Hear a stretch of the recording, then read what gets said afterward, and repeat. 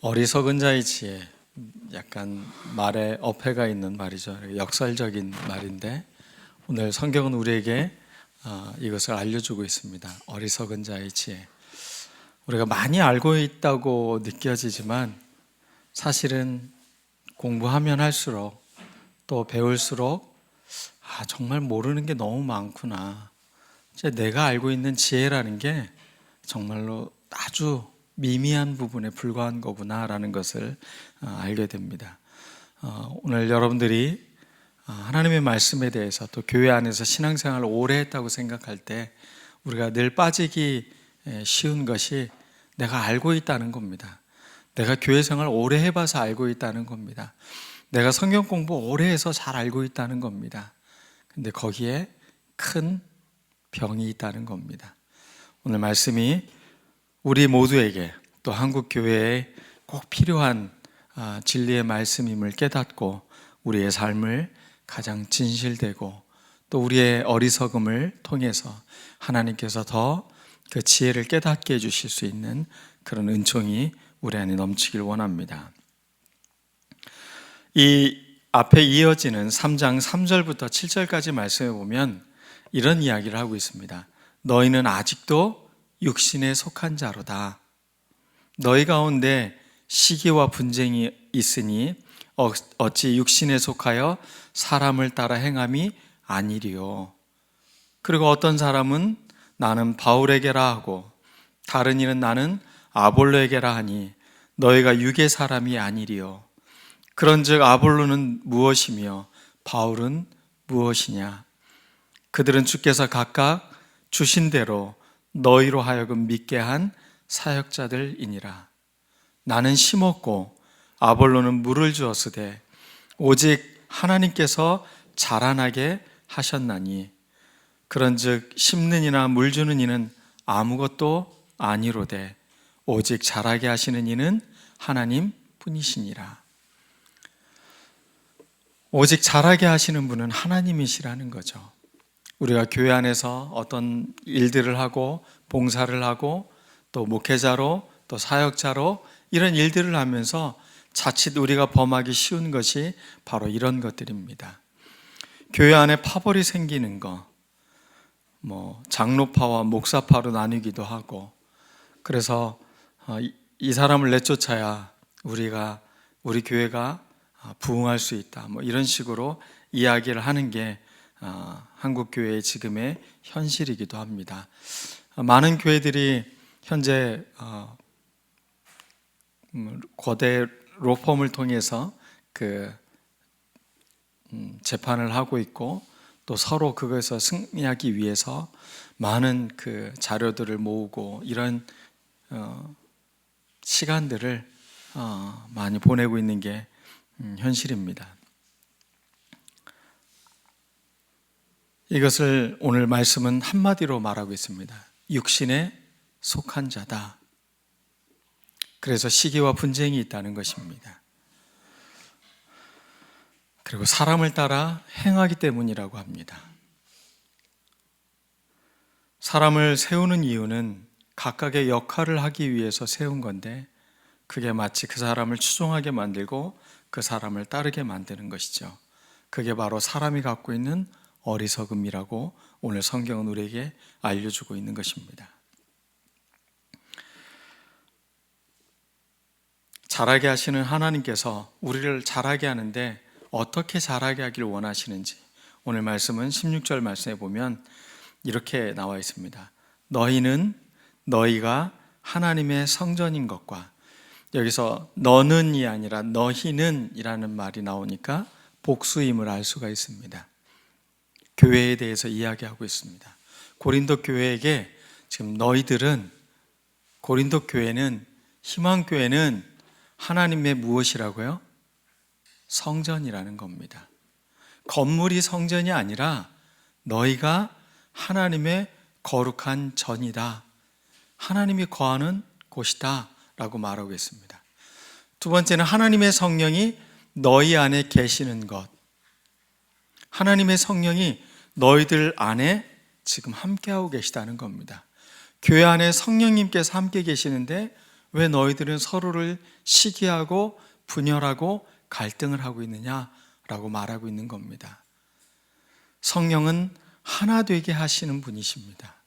그런데 너희들이 분열되고 있다는 것은 너희들이 지금 성령의 사람이 아니라 육신의 사람으로 살고 있기 때문이다 라고 성경은 알려주고 있는 것입니다. 하나님의 성전을 더럽힌다는 것은 어떤 뜻입니까? 그것은 소위 지혜 있다고 생각하는 사람들, 파벌을 형성하고 자기들의 힘을 내세우고 그러면서 교회를 어지럽히는 사람들을 성전을 더럽힌다라고 말하고 있는 것입니다. 지적인 교만은 자칫하면 자기의 그 알고 있는 것으로 말미암아 파벌을 만들고 또 어리석은 행동으로 이어지게 만듭니다. 인간이 갖고 있는 탁월함, 그건 참 매력적입니다. 그래서 스타가 탄생하는 거 아니겠습니까? 어떤 탁월한 능력을 갖고 있는 사람을 보면 사람들은 거기에 한없는 매력을 느끼고 그런 사람들에게 추종을 하게 됩니다. 그런 것을 한마디로 말하면 인기라고 하죠. 사람은 인기를 받으면 너무 좋습니다. 그리고 그것은 굉장히 매력적인 것입니다. 교회 안에서 지금 심각한 문제가 생기는 게 바로 이런 문제였습니다. 인간의 탁월함이나 재능은 다 하나님의 선물입니다. 은사인 것입니다. 그런데 그것이 한 사람을 추종하고 따르게 만드는 그런 잘못된 일들을 행하게 됩니다. 또 하나님의 은사라고 하는 방언과 예언과 여러 가지 그런 은사들도 사람들이 그 은사가 마치 자신의 능력인 것처럼 생각해서 또 그런 것들로 나눠지기도 합니다. 이 모든 것들의 목적은 하나입니다. 교회를 세우기 위한 겁니다. 하나님의 성전이 더 견고히 세워질 수 있도록 은사와 사람들을 세우는 것인데 오히려 사람들이 또 하나님께 받은 은혜가 그들에게는 잘못된 분열의 씨앗이 되었다는 것입니다. 참된 종교는 사람을 추종하게 만들지 않습니다. 그 종교가 참된지 거짓인지를 알아보는 방법은 하나입니다. 그 방향이 사람에게로 향해 있으면 그 종교는 아무리 진리를 가르친 것 같다고 하여도 그것은 잘못된 것입니다. 우리는 사람을 추종하는 사람들이 아닙니다. 물론 사람들을 사랑하고 존중합니다. 그렇지만 우리가 따를 분은 예수 그리스도 한 분이심을 우리는 잊지 말아야 되는 것입니다. 주님께서는 지혜 있는 자들의 생각을 헛것으로 아신다라고 말하고 있습니다. 사람들이 자기가 지혜 있다, 자기가 깨달았다라고 말하지만 오히려 하나님은 그것을 어리석은 것으로 만든다는 겁니다. 헛것으로 만든다는 것입니다. 자기 꾀에 빠지게 만든다는 것입니다. 교만함은 사람들을 분열시킵니다.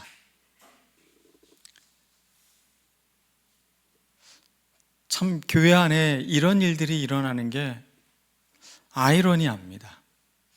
우리는 늘 겸손하기를 배웁니다. 그리고 사랑해야 된다고 합니다.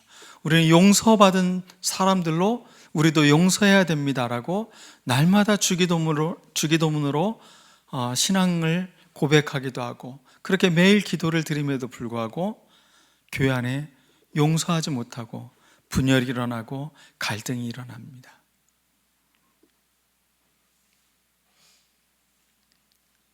서로를 정죄하고 판단하고 내가 옳다고 저 사람들이 틀렸다고 저 사람이 저 잘못을 고치지 않으면 나는 그 사람과 함께 할 수 없다라고 이야기를 합니다. 그래서 그 사람은 그리스도가 구원한 하나님의 백성이 아니라 나와는 함께 할 수 없는 적대자로 만드는 것입니다. 이거는 신앙의 근본을 훼손하는 행위인 것입니다. 우리는 나와 달라도 나와 틀려도 누가 옳고 그름을 떠나서 우리는 하나님 앞에서 어리석은 자임을 우리가 다 온전히 알지 못하기에 우리는 서로를 용서하고 그리스도 안에서 함께 빚어가는 존재로 우리는 그렇게 고백해야 되는 것입니다. 우리가 이 세상에서 아는 지혜라는 것은 아주 미미한 것들입니다. 가끔 밤에 하늘을 바라봅니다. 별이 반짝이고 그 별들이 무수히 쏟아질 것처럼 그렇게 많이 있습니다. 그런데 나는 지금 대전의 지족동이라는 이 작은 마을에 살고 있습니다. 근데 마치 내가 세상의 모든 지혜를 득도한 것처럼 그렇게 착각에 빠질 때가 있지요. 그럴 때마다 하늘을 바라보면 내가 알고 있는 게 얼마나 미미하고 먼지 같은 거에 불과한지를 깨닫게 됩니다. 그 우주의 그 크기와 넓이, 또 하나님께서 창조한 모든 신비로운 것들을 우리는 다 알 수가 없습니다. 왜 이러한 일들이 일어나는지 구체적으로 원인을 알 수가 없습니다. 과학자들도 자신들이 만들어 놓은 이론이 때로는 뒤집힐 때가 있습니다. 평생을 연구했는데 알고 보니 자기가 잘못 연구한 거죠. 근데 그런 실패들도 우리에게는 좋은 지혜가 됩니다. 근데 우리는 실패하고 잘 모른다고 사람들을 함부로 대하고 사람들을 무시하고 그 사람들과 함께 할 수 없다라고 말하는 것, 그것은 바로 가장 큰 교만의 죄를 범하고 있는 것입니다. 아니, 과대망상증에 걸린 거라고 말할 수도 있는 것입니다. 교회 안의 분열은 모두 이 질병을 앓고 있는 것 같습니다. 과대망상. 마치 자신이 주님이 된 것처럼, 하나님이 된 것처럼 사람들을 정죄하고 사람들을 판단하는 겁니다. 우리는 서로 사랑으로 서로를 조율해 가는 존재입니다. 가끔 아내랑 이야기하다가 아주 사소한 이야기를 갖고 이렇게 갈등할 때가 있어요. 근데 나중에 이렇게 뒤돌아보면 정말 아무것도 아니에요. 그냥 인정해주면 되는 거를 거기에 그냥 자존심을 걸고 그렇게 갈등하고 싸우는지 몰라요. 뒤돌아보면 아무것도 아닙니다. 근데 지금 당장 뭔가 내가 지는 것 같고, 내가 억울한 것 같고, 내가 손해보는 것 같고, 저 사람이 틀린 것 같고, 내가 맞은 것 같다라는 그 작은 것 때문에 갈등하고 분열된다는 것. 그것은 우리가 그리스도를 오해하고 있는 것입니다. 우리는 어리석다는 것을 인정해야 됩니다. 내가 아직 미천하다는 것을 솔직히 고백하는 겁니다. 내가 잘 몰라서 그래. 내가 아직 잘 온전하지 못해서 그래. 미안해. 이 한마디면 끝날 이야기가 우리는 서로 옳고 그르다라고 싸우는 것으로 갈등을 하게 되는 것이죠. 교회 안에 수많은 문제들이 있습니다. 거기에는 돈 문제도 끼어져 있고, 이상한 일들도 있고, 파벌이 형성돼서 갈등이 되기도 합니다. 그런데 그런 모든 것들의 가장 대표적인 것은 교만함, 자기를 추종하는 사람들을 규합하고 그 사람들을 통해서 뭔가 힘을 과시하고 그걸 통해 자기들만의 공동체를 만들려고 한다는 것입니다. 이미 그것은 실패한 개혁입니다. 우리의 교회는 그렇게 어지럽혀질 수는 없는 겁니다. 교회는 성령으로 하나 되게 하는 공동체라는 것, 우리가 이것을 잊지 말아야 되는 것입니다. 우리는 교회의 지체입니다. 누가 우두머리가 아니라는 것입니다. 우리의 머리는 오직 예수 그리스도이십니다. 그래서 우리는 그분의 명령, 그분의 삶의 가치, 그분이 갖고 있는 정신을 갖고 우리는 몸으로 서로 연결되고 그분의 뜻에 따라 움직이는 존재들인 것입니다. 그러면 우리 안에 분열이 일어나지 않습니다. 우리는 서로 사랑할 수 있습니다. 나와 달라도, 좀 나하고 틀린 생각을 하는 것 같아도 우리는 함께 할 수 있는 것입니다. 성경의 최고의 지혜 문학이라고 찬사를 받는 책이 있습니다. 이것은 문학가들도 역시 인정하는 책이죠. 그 책이 바로 욥기입니다. 여러분, 욥기 읽으면 어떻습니까? 뭔가 좀 막 답답하지 않습니까?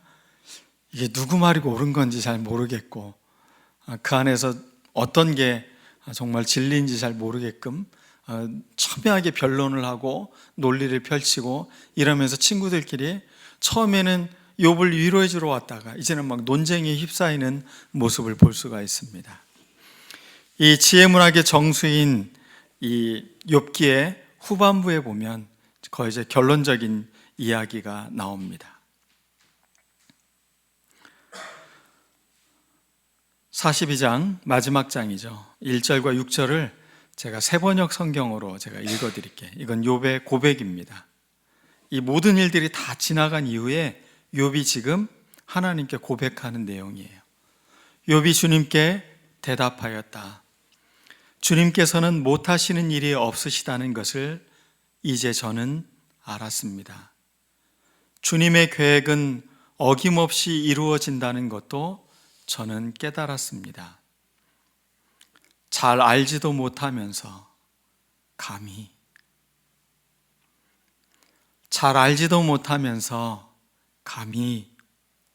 주님의 뜻을 흐려놓으려 한 자가 바로 저입니다. 깨닫지도 못하면서 함부로 말을 하였습니다. 저는 이 말씀이 우리의 모두의 회개기도가 되어야 되지 않나. 잘 알지도 못하면서 감히 주님의 뜻을 흐려놓으려 한 자가 바로 저입니다. 깨닫지도 못하면서 함부로 말을 하였습니다. 제가 알기에는 너무나 신기한 일들이었습니다. 그러자 주님께서 말씀하셨습니다. 들어라, 내가 말하겠다. 내가 물을 터이니 내게 대답하여라 하셨습니다. 주님이 어떤 분이시라는 것을 지금까지는 제가 귀로만 들었습니다. 그러나 이제는 제가 제 눈으로 주님을 뵙습니다. 그러므로 저는 제 주장을 거두어 드리고 티끌과 잿더미 위에 앉아서 회개합니다. 이게 욥의 결론입니다. 가장 지혜문학의 정수라고 하는 그 책이 자기는 아무것도 모른다는 거예요. 내가 알고 있다는 것으로 하나님의 뜻을 흐려놓았다는 거예요. 잘 알지도 못하면서 감히 그런 말들을 함부로 내뱉었다는 거예요. 이제 내가 한 말들을 다 제가 거두어 드리겠습니다. 그리고 티끌과 잿더미 위에 앉아서 회개합니다. 라고 그는 기도하고 있는 것입니다.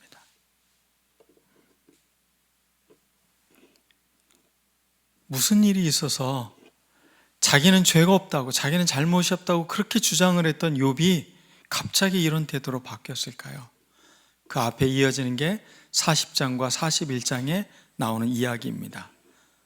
주님께서 욥에게 이렇게 말씀하십니다. 40장 1절과 14절에 보면 전능한 하나님과 다투는 욥아, 네가 나를 꾸짖을 셈이냐? 네가 나를 비판하니 어디 나에게 대답해 보아라. 그때 욥이 주님께 대답하였다. 저는 비천한 사람입니다. 제가 무엇이라고 감히 주님께 대답할 수 있겠습니까? 다만 손으로 입을 막을 뿐입니다. 이미 말을 너무 많이 했습니다. 더 할 말이 없습니다. 그러자 주님께서 폭풍 가운데서 다시 말씀하셨다. 이제 허리를 동이고 대장부답게 일어서서 내가 묻는 말에 대답하여라. 아직도 너는 내 판결을 비난하려 하느냐? 네가 자신을 옳다고 하려고 내게 잘못을 덮어 씌우려느냐? 네 팔이 하나님의 팔만큼 힘이 있느냐?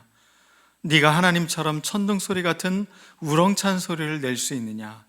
어디 한번 위엄과 존귀를 갖추고 영광과 영화를 갖추고 교만한 자들 노려보며 내 끓어오르는 분노를 그들에게 쏟아내고 그들의 기백을 꺾어보아라. 모든 교만한 자를 살펴서 그들을 비천하게 하고 악한 자들을 그 서 있는 자리에서 짓밟아서 모두 땅에 묻어보아라. 모두 얼굴을 천으로 감싸서 무덤에 뉘어보아라. 그렇게 할 수만 있다면 나는 너를 찬양하고 네가 승리하였다는 것을 내가 인정하겠다. 근데 욥은 뭐라고 이야기해요? 하나님께서 창조한 그 모든 것들을 그때 자기는 아무것도 한 일이 없어요. 이 세상이 존재하는데 자기가 한 일이라는 아무것도 없어요. 자기가 얼마나 비천한 존재인지를 욥은 깨닫게 됩니다. 세상이 있도록 만든 것은 하나님이셨지 자기가 아니라는 것. 그러니 자기가 알고 있는 거라는 건 너무나 비천하고 너무나 작은 것에 불과하다는 것입니다. 오늘 3장 18절에 보면 고린도전서 3장 18절에 아무도 자신을 속이지 말라라는 말로 시작을 합니다. 아무도 자신을 속이지 말라. 오늘 우리가 불렀던 찬양처럼 주여 나를 진실하게 하소서. 자기를 속이지 않는 거예요. 그냥 모른다고, 내가 다 알 수가 없다고 인정하는 거. 너희 중에 누구든지 이 세상에서 지혜인 줄로 생각하거든 어리석은 자가 되라. 그리하여야 지혜로운 자가 되리라. 우리가 진짜 지혜로운 사람이 되려면 뭐 하라고요? 어리석은 자가 되라 라고 말하고 있는 것입니다. 주께서는 지혜 있는 자들의 생각을 헛것으로 아신다. 오히려 지혜 있다고 하는 사람들의 그 지혜는 헛것으로 만들고 자기가 어리석다고 말한 사람에게는 지혜로운 자가 되겠다라고 말해주고 있는 것입니다. 근데 여기에서 쓰고 있는 어리석은 것, 어리석은 자, 이 단어는 모로스라는 헬라어 단어입니다. 그런데 이 고린도전서에는 이 모로스라는 단어를 좀 독특하게 사용하고 있습니다. 그냥 어리석은 자, 미련한 자라는 게 아니라 그것이 사용되는 용례를 보면 어떻게 쓰여 있냐?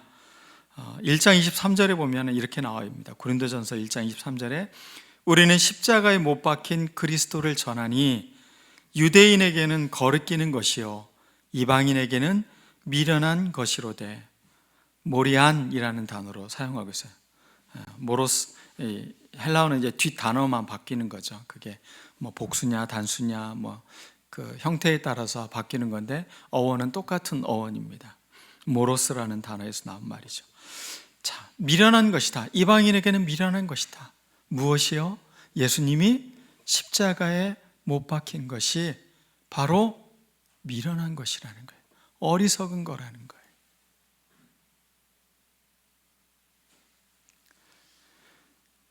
그럼 지금 이들은 자신들이 옳다고, 내가 추종하는 사람이 더 낫다고 그렇게 파벌을 형성하고 있는데 예수님은 기꺼이 당신을 희생하셨다는 거예요.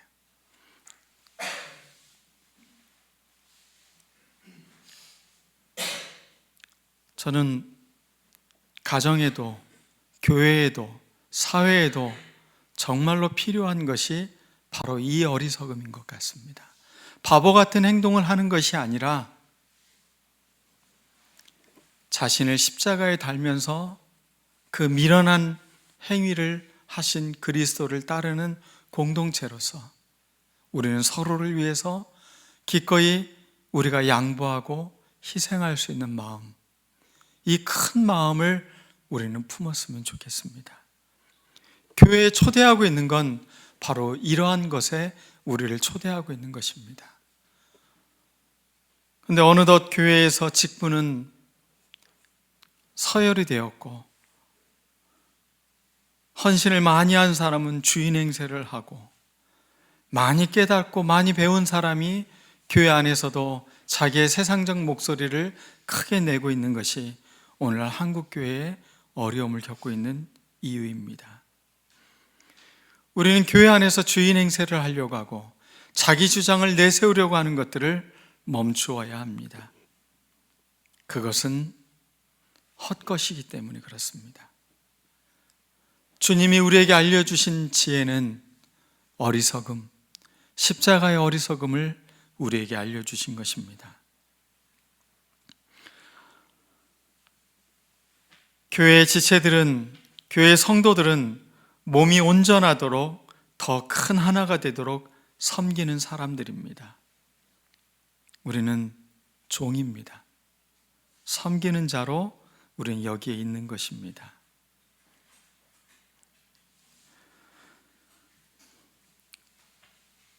성경은 교회를 섬기는 일을 디아코니아라고 말하는 이 단어, 이게 원래 식탁에서 서빙해 주는 사람들입니다. 이렇게 수건을 두르고 사람들이 음식을 먹을 수 있도록 서빙을 해주는 역할이 디아코니아입니다. 교회의 집사라는 단어의 어원이 바로 그 단어입니다. 교회 안에서 모든 사역은 다 이 일을 하는 겁니다. 서빙을 해주는 거예요. 서비스를 해주는 거예요. 그래서 우리가 교회 와서도 워십 서비스라고 하지 않습니까?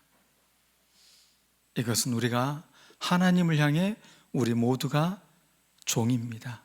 내가 모슴입니다. 나를 내세우지 않고 서로를 높여주고 서로를 존중하는 공동체, 그게 교회의 모습이라는 것입니다. 여러분은 교회 안에서 어떤 직분, 어떤 일들을 하고 계십니까? 모두 다 섬기는 것입니다. 직분은 서열이 아닙니다. 윤홍길 씨가 쓴 그 완장이라는 소설이 있죠. 저수지를 관리하는, 갑자기 땅 투기에서 떼돈 번 그 최 사장이 이 동네 건달인 종술에게 이 완장 하나를 노란 거 이렇게 채워줍니다. 그리고 거기에 감시원이라는 단어를 써줍니다. 그리고 그 완장을 차고 아주 그 큰 권력을 얻은 것 마냥 사람들이 저수지 와서 낚시하고 이러면 이 완장을 보여주면서 또 한마디 하고 행패도 부리기도 하고 또 자기 막 무시한다고 뭐라고도 하고 마을에 이렇게 나갈 때도 이 완장을 차고 나갑니다. 이렇게 감시원 완장을. 그러다가 물고기가 죽고 뭐 이래서 그 완장이 아무런 의미 없는, 그래서 심지어는 자기를 고용했던 사장조차도 그곳에 막 하다가 결국은 잘리게 되죠. 그리고 그 완장은 저수지 위에서 둥둥 떠내려가는 걸로 소설을 마무리하고 있습니다.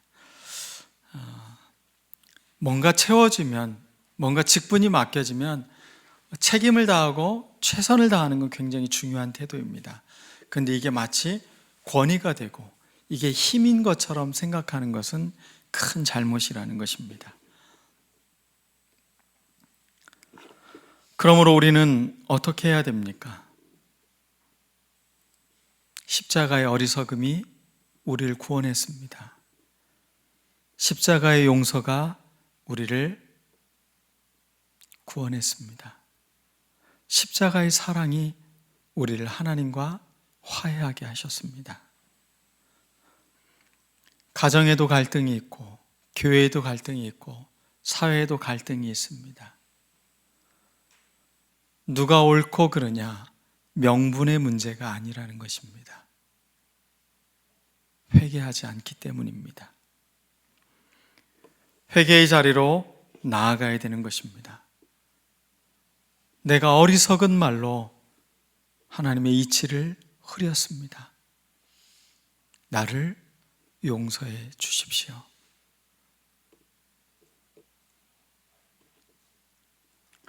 반성과 돌이킴이 없는 믿음은 오만입니다.